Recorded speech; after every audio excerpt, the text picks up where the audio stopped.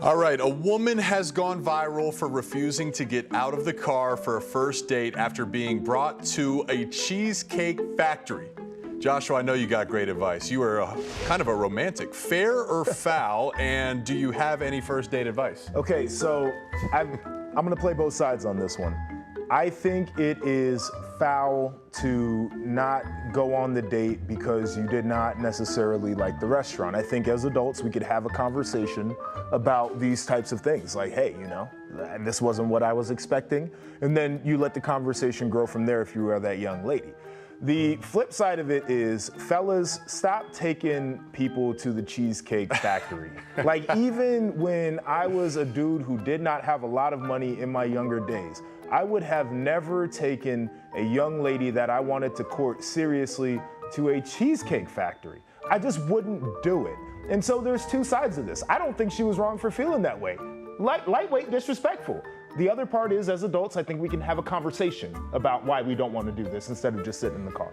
Look, for my first date advice, go to an experience, something active, so you're not just sitting across the table interview style. I think that's the key thing. But look, like what does a Cheesecake Factory have to do with anything, man? Like, if I'm a good guy, I'm a good guy. If it's at the Burger King, a Cheesecake Factory, or the nicest steakhouse in town, like, hey, give the man a chance, hear him out. If you got a few dollars in your pocket, though, you could at least go to like one of those chain steakhouses. What was your first date?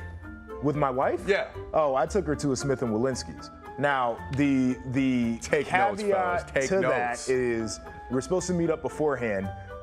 I showed up 3 hours late to the meetup beforehand, but she gave me a chance. So you were going to the Cheesecake Factory, but then you were 3 hours late and you had to take her to Smith & Walensky's? No, I was always going to be to Smith & Walensky's. But she gave me a chance. I think that's the biggest part about this. Make sure you reach out to Joshua for all your romance advice. Please don't. Okay, guys, welcome into Red Corner, Blue Corner. My goodness, do we have some good stuff today.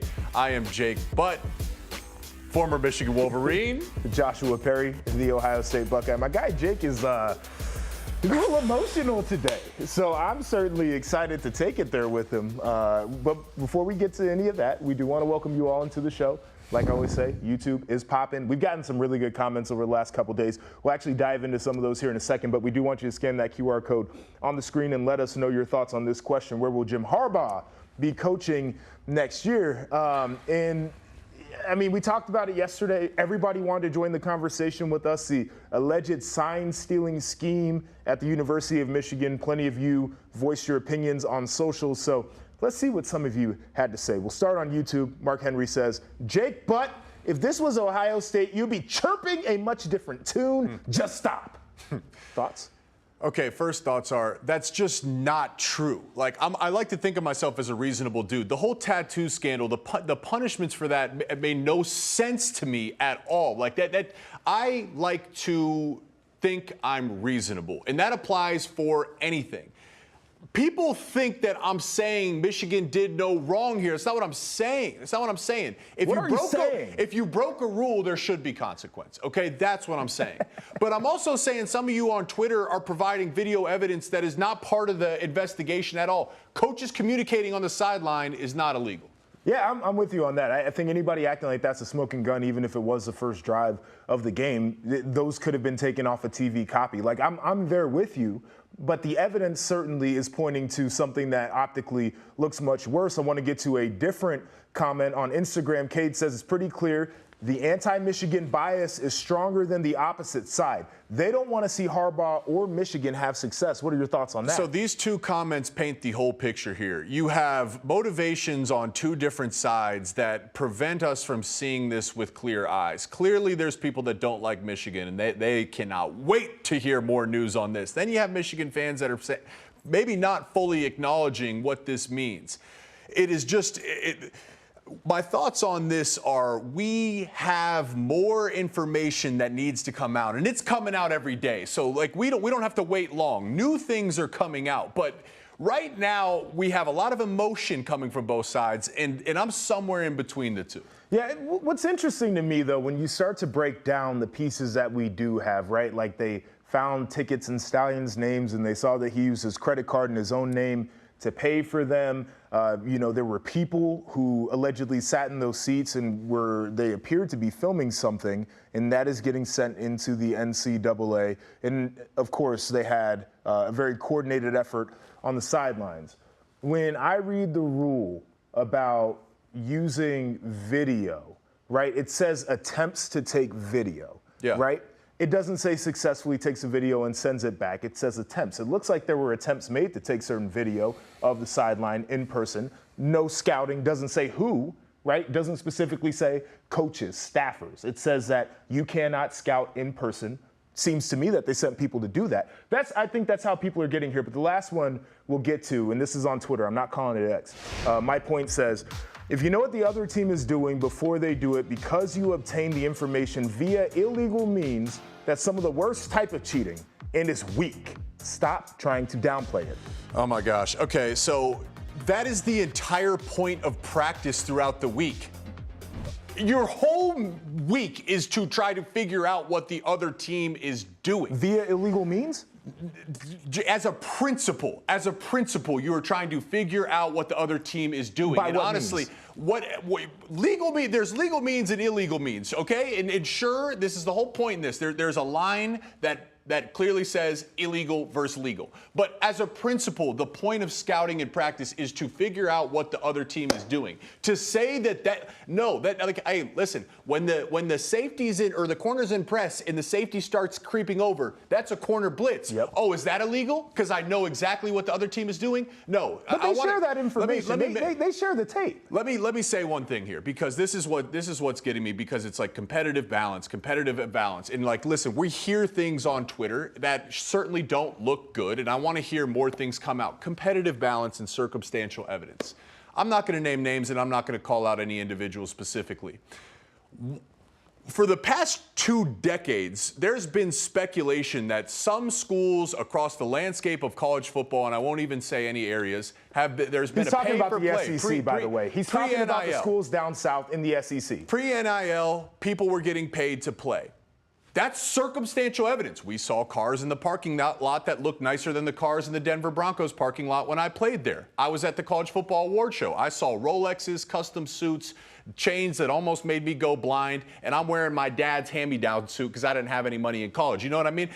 But that's circumstantial evidence, right? What do you think is more advantageous? To collect all of the best talent in the country on your roster, year over year over year over year, or to have signs that you then have to communicate? When we think about this, please hear me.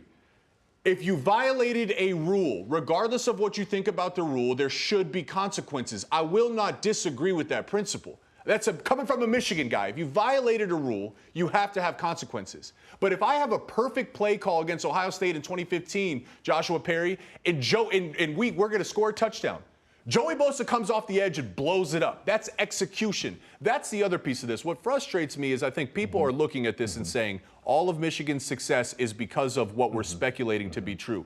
That's what's getting to me here. Yeah, the circumstantial thing is very interesting, though, and maybe they should have consulted some of the schools that are known to be cheaters, because where they've always come up short is the actual paper trail. And Connor Stalions had his name on everything. A long paper trail here. That is bad behavior. It's wild to me, but you were alluding to something about execution and sign stealing. It seems like every coach has been chiming in on this as well with their thoughts and opinions, including Colorado head coach Deion Sanders. Let's take a listen. I mean, everyone's trying to get an edge. I mean, everyone's trying to get whatever edge they can. You could have someone's whole game plan. They could mail it to you. You still got to stop it. With football, I don't give a darn if you know a sweep is coming. You still got to stop it. Physically, it's a physical game. You got to stop it. So that's a little tough. I don't buy into a lot of that stuff that someone's stealing this, stealing that. I don't buy into a lot of that stuff. You still got to play the game. All right, so clearly you would agree with Deion. You just talked about execution versus knowing what's coming. And I'm there with you, right? I think execution is the most important thing when it comes to the game. And even if you're not using illegal means to gather information, there's plenty of information and there are plenty of keys that can give a player an opportunity to be ahead of the curve and execute. But my biggest sticking point here is anybody trying to downplay this is missing the point to me. Because even though you have to get the job done physically, there was clear motivation for somebody to spend money and coordinate efforts to go to different places, upcoming opponents, even potential opponents in the postseason for Michigan. Then there was motivation to have somebody who had the information on what these different signs and signals would be during a game to stand next to the offensive coordinator, the defensive coordinator, and the head coach. Somebody who is a low-level staffer, $55,000 a year, lowest dude on the coaching staff on field, probably making at least $400,000 a year. That tells you how important they think this person should be in theory. They have a direct line to the head coach and both coordinators on game day. Most of the guys making $55,000 are told to shut the hell up and stay out the way and chart plays. So if we're trying to say that it's not the thing that leads to their success, I'm totally here with it. But this idea that there's not an edge that they saw as valuable, there wasn't an edge that they thought they were gaining, I'm not hearing any of that, because clearly they thought they could gain an edge by doing this. I'm not trying to downplay this to say like this is a nothing burger. You know, I'm not, you know, I hear some Michigan fans say, well, what about when Ryan Day knew Don Brown signals, you know, back early in his I mean, tenure, it was right? basically all signals of what version of man-to-man they were playing, because that's all that dude wanted to play. That, to me, that's separate because, again, like, I'm not downplaying this because the rules are the rules, right? How you obtain these signals is where the violation can occur. You know, what I'm trying to downplay is from the one extreme, the high extreme that seems to be building momentum on Twitter that clearly wants the utmost destruction of the Michigan program and Coach Harbaugh. I'm trying to downplay from that extreme and take it down a couple notches to try to provide to you guys that are in that extreme some context. I got a question for you. Didn't Michigan, specifically Connor Stallions, build that momentum for everybody? We're acting like this is coming from somewhere outside of the program. We have clear evidence that certain things did occur. And maybe they didn't need to go to those extremes for those things to have gone the way that they needed them to. Can't you make a case that they are downplaying their own success by the means in which they may have gotten some of this information? The idea, and we'll bring Matt Goldman's comment in here too. You got the Venmo transactions. You got the laminated signal sheets. I mean, what do you make of that? That's not stuff that social media created. These things exist in reality. Our director of player personnel in Denver, my rookie year, as he was trying to welcome us into the league, had a saying. He said, guys, you're free to do whatever you want. You can take any action you want. Understand actions have consequences. That's good and bad. That to me summarizes it. You're absolutely right. Look, if he doesn't do any of this, we're not even having a conversation. You know, that's not my point. And again, like, guys, if you broke a rule, you have to expect consequences. That's the way the world works. You got to hop on the next jet to Mars with Elon if you don't like it here and start your own thing. Like, that's the way things work. What I'm saying is there is context to unfold. It is very early in this investigation. Look how things have accelerated at this point. There is more things that have to happen. Having a laminated sheet of signals is not illegal. It's not. That will not be part of the investigation in the NCAA at all. Sideline videos will not, in terms of in-game sideline, will not be part of the investigation at all. Venmo transactions are not illegal. How those Venmo transactions apply to who was scouting in person is the big part of this investigation. I've only seen tweets at this point. The NCAA has yet to make a comment. This is where, forgive me for being patient in all things, not just in this conversation. Forgive me for being patient and wanting to see more information come home before I say walk the plank and ship you off to sea. Yeah, the Venmo transaction the day before the college football playoff semifinal between Ohio State and Georgia with the caption that says GA on it certainly is one that would raise some eyebrows. NCAA typically does not comment on these things. They did a little bit on one of the other Michigan investigations. I think that was just to clarify. You guys have weighed in on this poll of where Jim Harbaugh will be coaching next year. It's about split between Michigan and the NFL. So a lot of people believe that he'll still be around. There are other people that think that this would be the natural time for him to leave for the league. I mean, a couple of ongoing investigations up there in Ann Arbor. I think he's done a hell of a job. What happened here does not change the fact that they were beating teams badly. But again, it'll tarnish his legacy for a lot of people. This conversation happens every single offseason. I have always been hesitant to believe it, but I think the conversation, whatever you think, it'll heat up about what decisions get made after the season for sure. It will be interesting to watch, and we will keep you tuned in to all of the action there. But we're going to take a break right here on Red Corner, Blue Corner. Sign stealing scandal tops everyone's trends, but there are a few other trends in the Big Ten you should keep an eye on. That's coming up next. Stick around.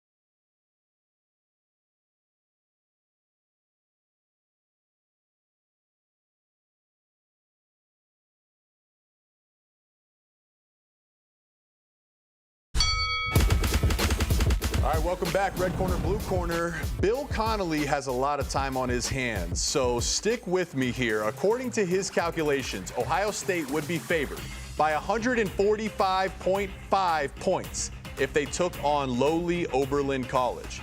for reference, in order to do that, the Buckeyes would need to score 18 touchdowns and 2-point conversions alongside 1 field goal in order to do this. They'd have to pitch a shutout while also scoring every 3 minutes and 9 seconds. Joshua, you got any chance? Yeah, they could do it. 100%. They could do it. They're playing a high school team, basically, Yeah, right? I mean, brother, I salivate at the idea of seeing a game like this. I think it would be pure entertainment. At some point, I could, and I wouldn't blame him. Like, the will gets taken from you as a man on the field, and I think Oberlin would probably just say, on guard. On guard. Run. Travion, go ahead. Marvin, just go get out the way. Go ahead, brother. Yeah. Oh, my goodness. All right. Well, speaking of betting lines, there are a few other trends that stick out headed into Week 9. Of all 4 of Ohio State's conference games, they have hit the under. Right now, point total versus Wisconsin sits at 43.5. Do you trust the trend of hitting the under here? So basically, do I think this game will end up 30-13, 30-20? Look, Ohio State wins games this year by defense. Yeah, they do. They do. And, Wisconsin does some things on defense as well to help limit this. Now, they're getting a bunch of their weapons back, so we'll see. I do just think that a lot of these games this year will follow the trends of defensive performance. I do like the under in this one. Yeah, I do too. And I'm glad you brought up the defensive aspect of it. Like, I think a lot of these games have hit the under because the other team hasn't been able to score many points. Like, I'd look at Penn State. That would probably be the case. I think people thought Penn State would probably be able to move the ball and score a little bit more in that situation. Same thing against Purdue. Like, Ohio State did their part. They scored plenty of points in that game. Purdue couldn't move the ball. So I'm definitely there. Now, let's hit the Penn State side of some of these betting conversations. They're 6-1 against the spread this season, favored by 31.5 against Indiana this week. So do you trust the trend? Will Penn State cover in this game? I think if you're Penn State, boy, would you love to cover in this one. And mainly because in order to do that, you'd have to put up a lot of points. And seeing how emotional Drew Aller was after the game, I think this is a huge opportunity for Mike Yurcich and James Franklin and the offense as a whole to scheme him into favorable situations so we can kind of put the Ohio State game behind him. I think you'd be hopeful they'd cover if you're Penn State. Yeah, I'm not exactly sure that Indiana is going to move the football in this game. And I think that Penn State could actually score points on defense. But Indiana defensively, at least in the beginning parts of games, has been able to at least throw a couple of punches, right, cause a little bit of trouble. That would be their only hope. I think Penn State rolls in this one, though. I think they're a much better team. Their defense will get them good field position. I think the special teams could help them get there. So no doubt. That will be interesting. Well, that's it for us on Red Corner, Blue Corner. But we do have your favorite segment coming up as we will be joined by our guys from the Rivals Down South. They're waiting in the wings, and we're going to make them turn on their own fan base. Uh-oh. Check it out on the other side of the break.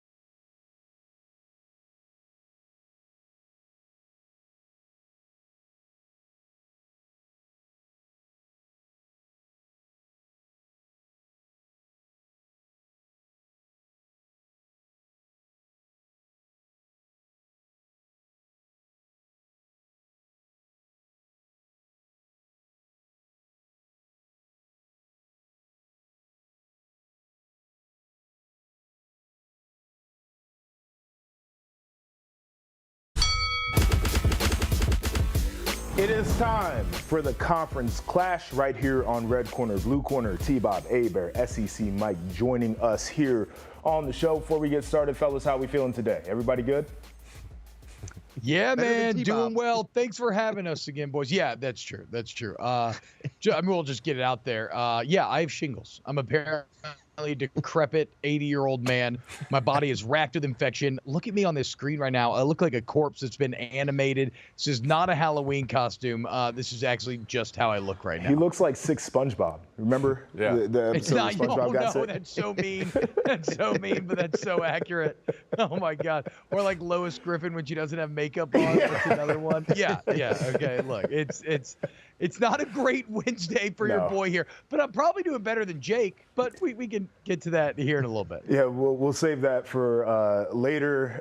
All jokes aside, hope you start feeling a little bit better. We're thinking about you there. Now, we started off our show talking about a woman who went viral because she wouldn't get out of the car after a dude took her on a date to Cheesecake Factory. We expressed our thoughts. We'd like to know where you guys stand on this Cheesecake Factory date and the holdout in the car. Well, I mean, look, here's the deal is what more can you offer a woman on the first date more than Cheesecake Factory? Because, I mean, everybody who's been to a Cheesecake Factory knows the options are quite literally limitless. The size of the menu mirrors that of like a New Testament or something. It's not the full Bible, but it's definitely at least half of it. So like all he's saying is, look, I don't know what you're into or not into, but I want to provide for you and I make sure that you have the choice to find something you're to enjoy to eat. I think it's actually incredibly thoughtful, Mike. Right. And, you know, when I think of cheesecake, I think of Jimbo Fisher and that play sheet he's got on the sideline. Thankfully, he's put that away this season. But, yeah, hey, I'm a gentleman. I don't kiss and tell, but if that happened to me, I would have left her in the car, went inside and ate, and come outside, and hopefully she'd be gone by then, because it sounds like she's a Jimbo Fisher herself, the opposite of a winner. Oh my goodness! Well, I'm out on this girl. You know who I'm in on? Have you heard about the girl who ate 48 raw oysters on the first date? Dog, I watched that TikTok. All right, so we're just gonna put this. We're gonna put the rundown down. Sorry, Dennis, upstairs. Let's talk about this. So she went for folks who haven't seen this, she went to a happy hour spot, and you could get a dozen oysters for a nice little deal. And she ordered like 4 dozen oysters. On top of that, she had multiple cocktails. And she was mad when she got stuck with the check because homeboy left. He did one of those, hey, I got to use the restroom, and didn't come back to the table. But and I'm allergic to shellfish, so I've never had oysters. But the thought of having that many oysters in one sitting is disgusting. He missed an opportunity, though, because he should have picked up the bill. You know, oysters are an aphrodisiac. Oh, here you go. That's a missed opportunity. No, Jake, you are spot on in this. This is old Cajun wisdom right here. My grandfather used to tell me that oysters make you love longer. Just a real dropping of the bag. She would have been the only one loving. He wouldn't have been able to love it all because he didn't have any. Look, if a girl gets 48 oysters in it, you got at least 48 good minutes that you're going to enjoy. I'm not exactly sure that's what you want, though. I'm not the oyster. Not right after, no, sir. You might make out with her and get horny just from ancillary oyster or aphrodisiac at that point. T-Bob looks like he's eaten 48 oysters last night or something. Okay, now it's our time here on Rivals Down South. And unfortunately for Jake, I am now judge, jury, and executioner along with the rest of our panel here. And Jake, we got to ask you about what's going on with your Michigan Wolverines. Connor Stalions, former Marine Corps captain, I love this, his LinkedIn profile reads, he attempts to, quote, employ Marine Corps philosophies and tactics into the sport of football regarding strategies in staffing, recruiting, scouting, intelligence, planning, and more. And under skills, he says, identifying an opponent's most likely course of action and most dangerous course of action, and identifying and exploiting critical vulnerabilities and centers of gravity in the opponent scouting process. Jake, how do you respond to the fact that in 2020, Jim Harbaugh went 2-4, capping a 6-year run at 47-22. And now in the 3 years since this alleged scheme was created, they've been 33-3 with their conference record going from 34-16 to 22-1. Yeah, how do I respond to the fact? To think that this is the reason why it reminds me how little people actually know about the game of football. There's so many plays I can remember where you could say, well, what about the signs? And it's just Michigan kicking somebody's ass. Okay, so you know, how's Michigan doing this year? They're kicking people's ass. These things are somewhat related, like in terms of the Venn diagram. Like clearly we have to acknowledge, but like to think that Jim Harbaugh is all of a sudden leading Michigan to victories as if he's not historically a great coach and one of the few coaches that has succeeded in the NFL as well as the college game are completely unrelated. What's really going on here is, as you read the bio of Connor Stalions, is an absolute lunacy of leaving a paper trail in terms of basically saying, I'm guilty. I'm guilty. You know what I mean? I mean, he should have watched the mobster movies. This is not great, man. Joshua, let me ask you this, because if you know, we don't have to hold ourselves to a legal standard. It's very clear that this all took place, right? Right. But the question then becomes, there is debate over how big of a deal this is, right? Like Coach Prime's out here saying, I mean, whatever, you still got to stop the guy. And while some coaches in the Big Ten seem very upset, others seem like, it kind of is what it is. Everybody's trying to do it one way or another. Where do you fall, Joshua? How wrong is this? How badly should Michigan be punished? I think there's two things that are at question here, right? I think the way that they got to the signs is what is bothering a lot of people, because folks I've talked to said this was one of the worst kept secrets in the conference, and they were just going about it like they were, above the law. And I think people had an issue with that. When it comes to the actual implementation of your sign stealing, guys got to go out there and make plays. I'm fully on board with that. Coach Prime said it. We heard Matt Rule say it. Like a lot of guys have said, you got to go out there and make the plays. Where I think that we need to also draw a line is for anybody who says it doesn't matter or it doesn't really change the outcome that much.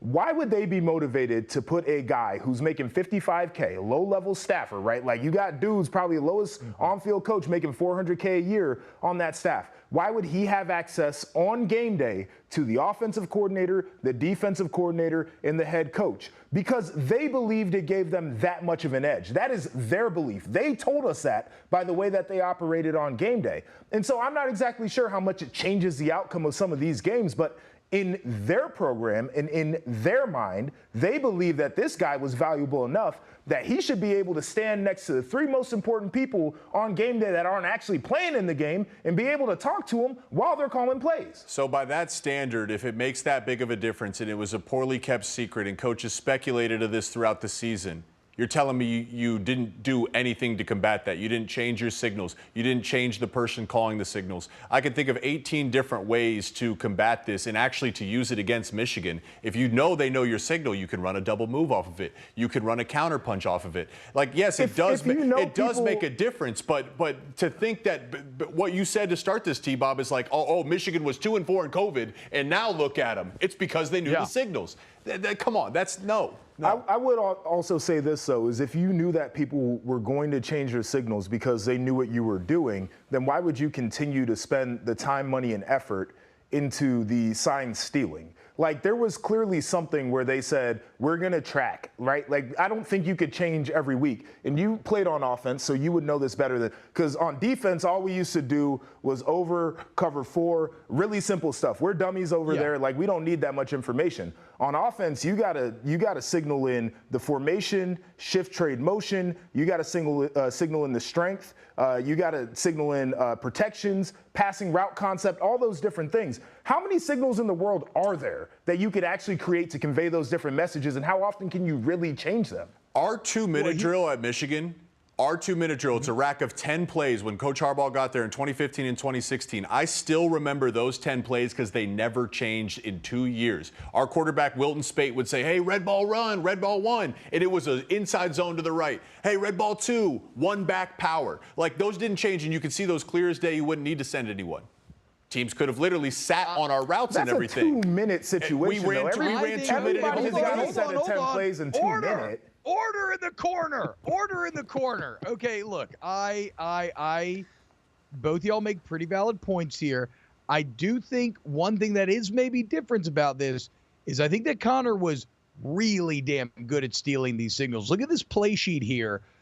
This is a little bit of evidence that we brought into the courtroom today as we try to figure this thing out. You're seeing a very, a lot of people steal signals during the game, right? And that kind of is what it is. That's accepted. That's just a part of football. This is very codified. It has multiple variations. It seems to speak to different groupings. This could speak to, okay, who's active with the signals each week. So, it's not that everybody else maybe isn't trying similar things. And Joshua, there's even some internet sleuths trying to accuse Ohio State of doing the same thing. Absolutely. But it does seem like Michigan maybe did it most effectively. Mike, you haven't weighed in yet here. How bad is this by the Wolverines?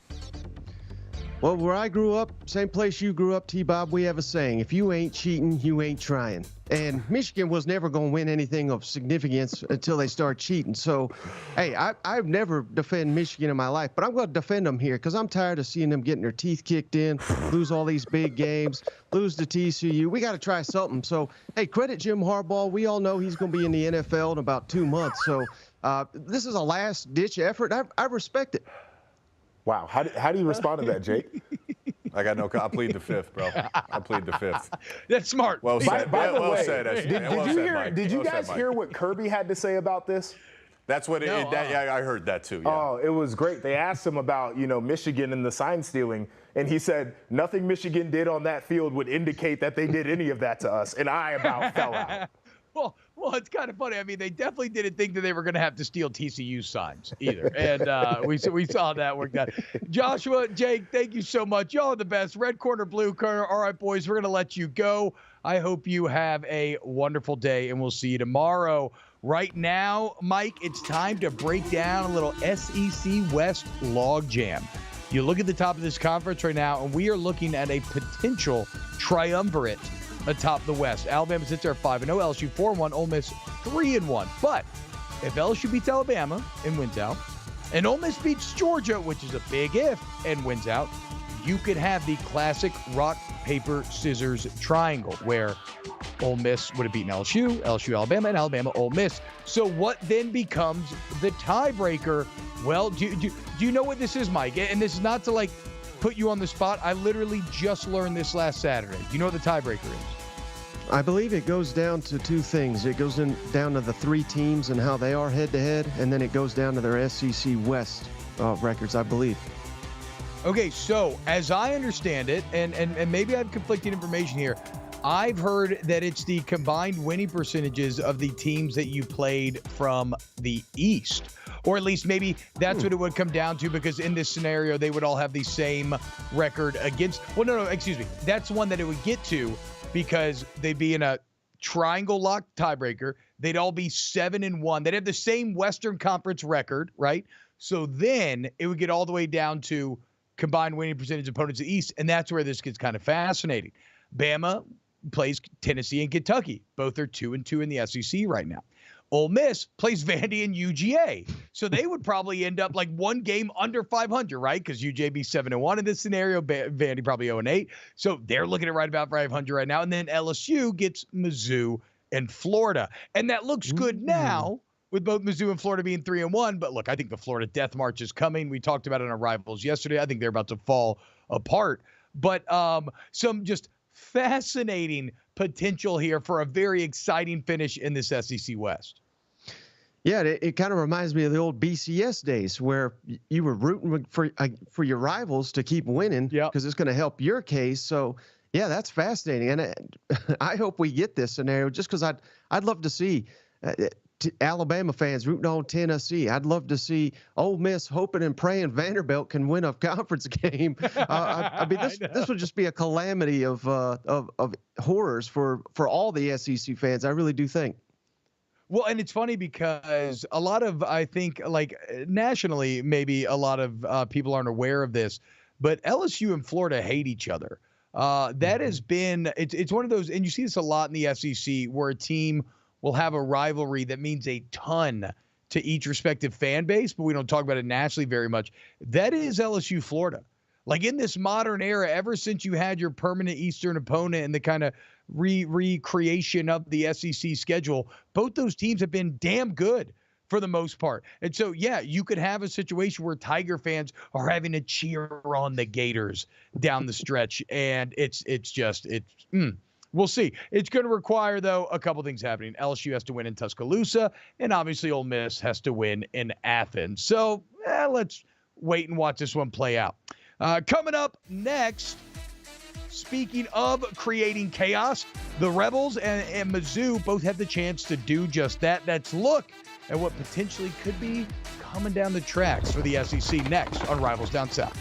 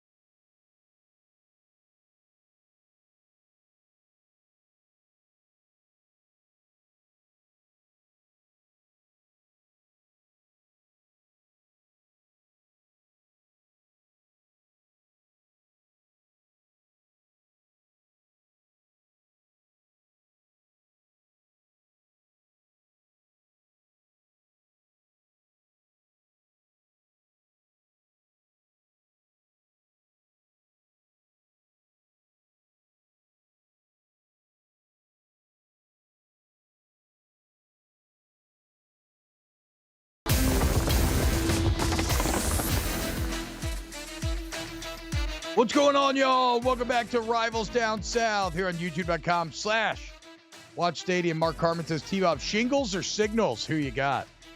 Oof. I mean, it's a great question. My body feels so bad right now. This is probably the equivalent of somebody stealing your biometric signals. Because, yeah, it feels like they got me figured out and they're knowing just where to attack.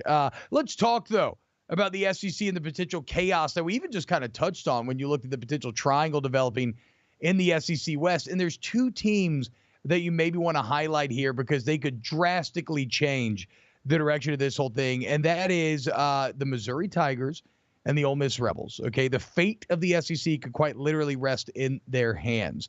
Mizzou has a bye while Georgia takes on Florida, and then they'll travel to Athens to take on the Bulldogs. This probably will not happen, but Mizzou will control their own destiny going into that game, Mike. I mean, if they win, then they win out. They would have a tiebreaker over Georgia. So they got UGA, then they got Tennessee, which, again, if we look at the SEC East records, that could play into it. And they got Florida, and they got Arkansas.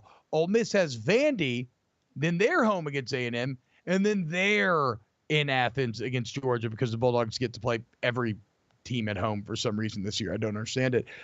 In your mind, Mike, which one of these teams is the biggest potential agent of chaos in this whole piece? You know, I could make an argument for a lot of them, T-Bob, but I think I would go Ole Miss just because once they've got that running game going, that's key to the whole operation. Lane Kiffin is touted as this quarterback guru that likes to throw it all around the yard, but really it's in his DNA to run the football the entire time he's been at Ole Miss. They've got Judkins back now. He's healthy. The offensive line's coming together, and that's been a difference in all their wins and their loss against Alabama. They could not get the ground game going. Everybody respects Georgia as number one in the country, but this is not the same defense that it has been the last 2 years with Jalen Carter anchoring it. They can stop the run, but they're not elite against the run. No. So I think that could play a huge factor in that game. And, hey, maybe I've just tried to talk myself into this, T-Bob, but you mentioned it right there. Georgia's schedule, Florida. They got Missouri. They got Ole Miss. And then at the tail end, Tennessee at home. We talked about Georgia's schedule being so easy. This is a very difficult 4-game stretch, and it could be that lone true road test at Tennessee that trips up Georgia. Heck, Georgia may lose multiple games here. Well, and it's weird because you may say, oh, but what just happened with Tennessee and Alabama? But I didn't like that from a matchup standpoint, from the Tennessee perspective. Ironically, I actually think Tennessee's much more well-suited to exploiting Georgia's weaknesses to exploiting Tennessee's much more well suited to exploiting Georgia's weaknesses than they were Alabama's for all the reasons you just said. Let's talk real quick about Mizzou, Georgia, because last year Missouri should have won this game. They end up blowing it, and it's a game where you didn't have Jalen Carter, right? And in the 4-game stretch last year when you didn't have him, that Georgia run defense really struggled. It's when they looked the most human. They don't have him all this year. They look way more human. Did Mizzou did they finish too early, right? Like, was last year their chance to get the Bulldogs, or do you think they carry confidence into this matchup next week with Schrader and Luther Burden and Brady Cook and that frisky defense with Blake Baker at the helm? Do they carry that confidence into Athens and challenge the Bulldogs?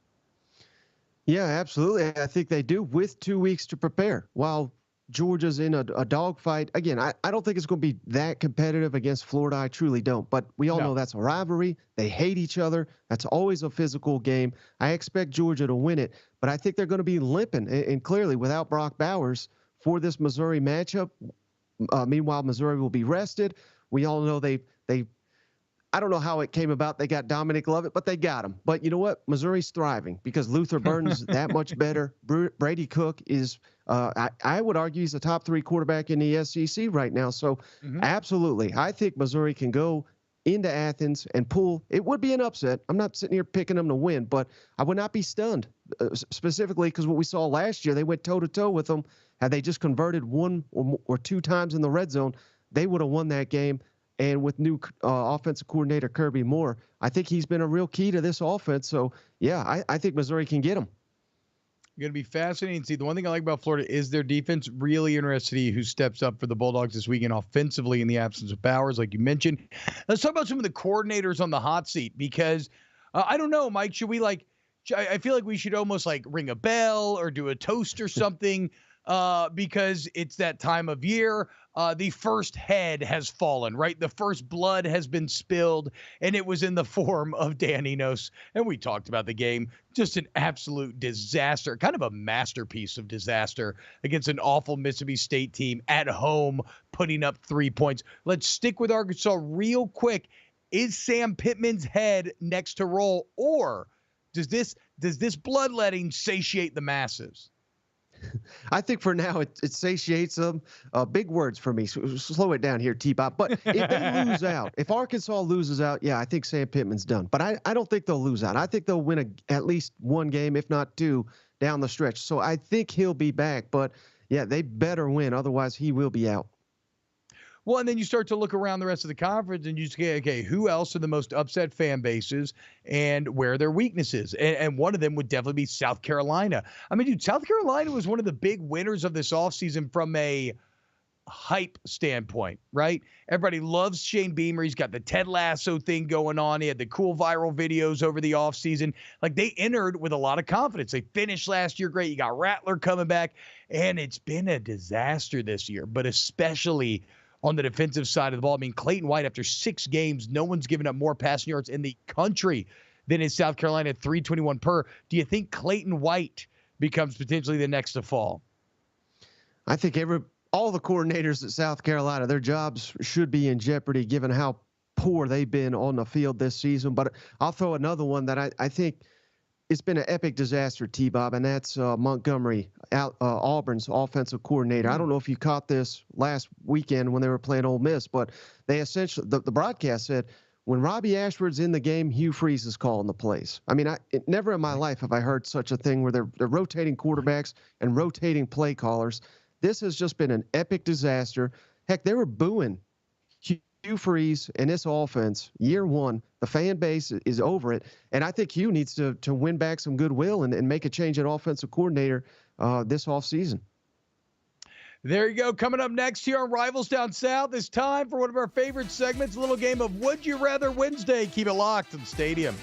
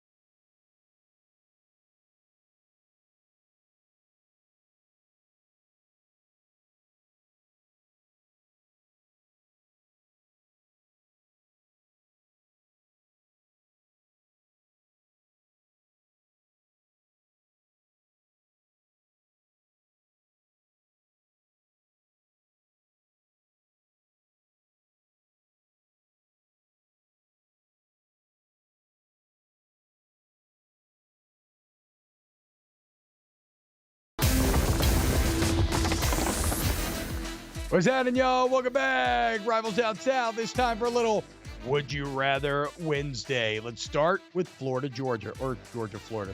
Bulldog fans going to get triggered. It's the world's largest outdoor cocktail party, so it begs the question, Mike, would you rather tailgate with Florida fans or Georgia fans? I think I'm going to go Florida fans. I can't take the barking from all them dogs. Yeah, it's ridiculous. Dirtier, and that's kind of my people, so I'm right there with you. Would you rather, looking at Tennessee, Kentucky, drink Tennessee whiskey or Kentucky bourbon? Hey, Tennessee's in my blood, but I got to go Kentucky bourbon. It's the best in the world. I go on the bourbon trip every summer, so give me that Kentucky bourbon.